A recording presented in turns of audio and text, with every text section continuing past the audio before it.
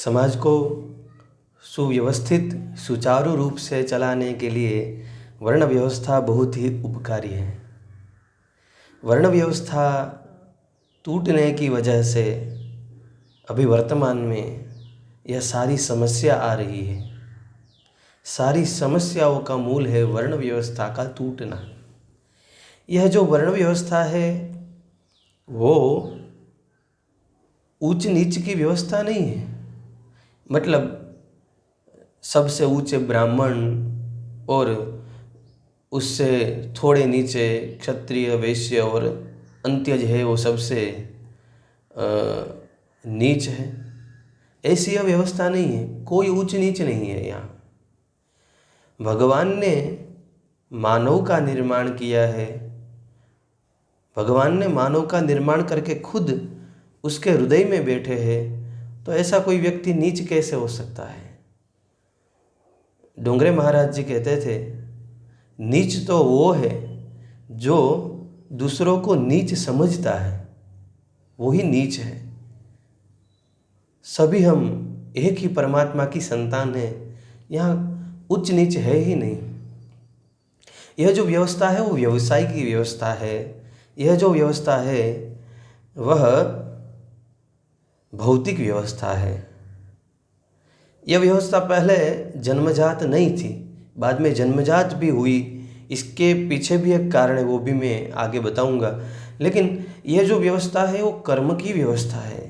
जन्म से कोई ब्राह्मण क्षत्रिय वैश्य शूद्र नहीं हो सकता। भगवान ने गीता जी में यह बात बताई है, चातुर्वर्ण्यम या सृष्टम गुणकर्म विभागस।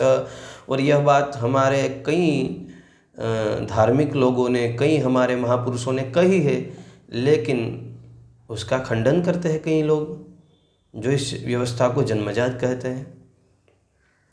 अगर बताए कि ब्राह्मण का बेटा ब्राह्मण, शूद्र का बेटा शूद्र होता है, तो फिर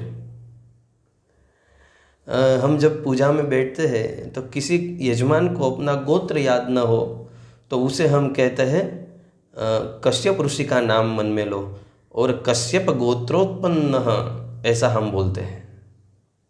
कश्यप ऋषि का नाम लेते हैं। तो फिर बताओ, हमारे सभी के पूर्वज, हमारे सभी के पिता कश्यप ऋषि है। हम सभी कश्यप ऋषि की ही संतान है। तो फिर कोई ब्राह्मण, कोई वैश्य, कोई शूद्र है कैसे हुआ? हम सभी ही कश्यप ऋषि की ही संतान है। एक ही बाप की संतान कैसे अलग अलग वर्ण की हो सकती है? तो यह व्यवस्था केवल और केवल व्यवसाय के आधारित है। व्यवसाय के ऊपर यह आधार इसका है, जन्मजात नहीं है।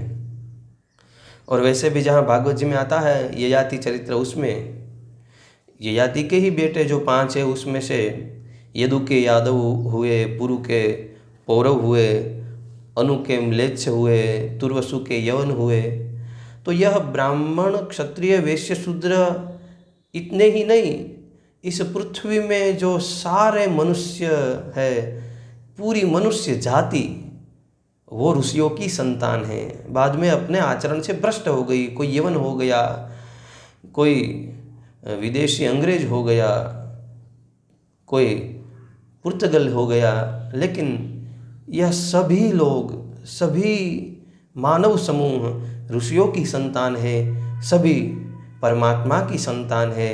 इसलिए कोई ऊंच नीच नहीं है, सब भगवान के ही संतान है।